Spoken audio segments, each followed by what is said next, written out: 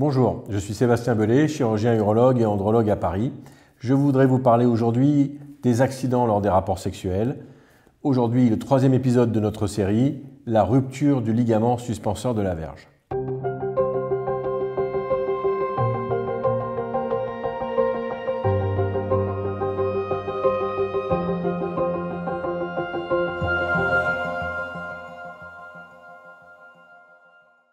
Le ligament suspenseur de la verge est un dispositif ligamentaire qui suspend la verge à l'os du pubis.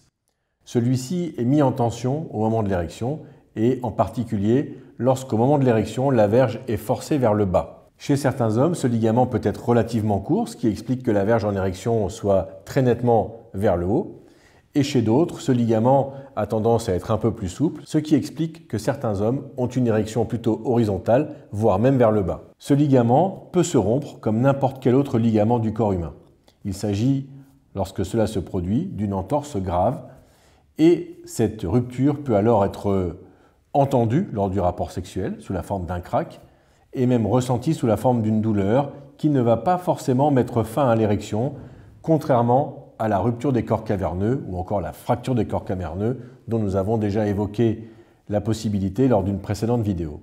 Lorsque le ligament suspenseur de la verge est rompu, ce que l'homme constate immédiatement, c'est une verge qui va être en érection horizontalisée, voire même se diriger vers le bas, et éventuellement une augmentation de longueur de la verge au repos. En effet, lorsque le ligament est rompu, la verge au repos va être située plus bas, ce qui va donner une impression de verge plus longue. Il ne s'y associera pas d'allongement en érection, il ne s'agit donc que d'un résultat au repos. Ce que vous constatez le cas échéant est le résultat que l'on aurait pu obtenir si l'on avait pratiqué une intervention chirurgicale qui consisterait à allonger la verge en coupant le ligament, ni plus ni moins.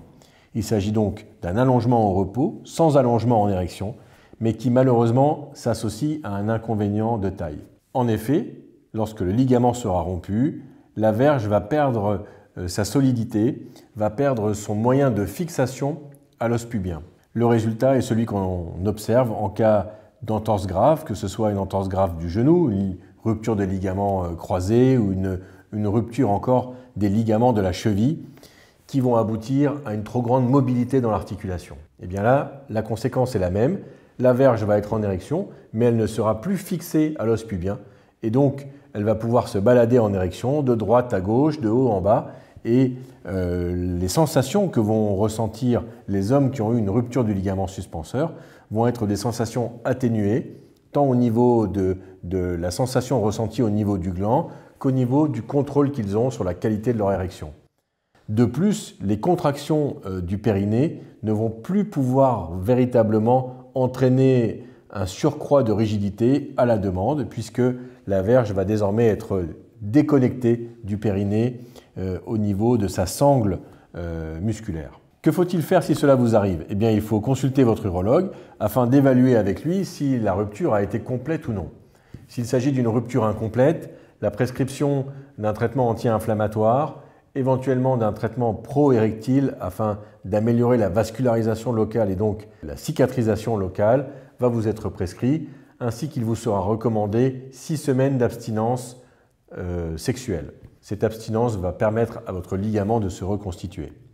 En revanche, si la rupture est complète, et il peut être nécessaire pour l'attester de faire réaliser une IRM en érection, avec un appui sur le dos de la verge qui va montrer l'ouverture de l'angle entre la verge et l'os pubien, eh bien si cette rupture est complète, il sera très probablement nécessaire d'envisager une réparation chirurgicale.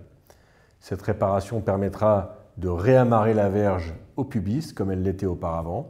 Elle devra être pratiquée dans de bonnes conditions afin de ne pas raccourcir la verge et afin d'être solide pour éviter à l'avenir de se rompre à nouveau. Pensez à vous abonner à la chaîne si vous souhaitez avoir accès à plus de contenu concernant la santé sexuelle de l'homme et pensez à liker cette vidéo. À bientôt.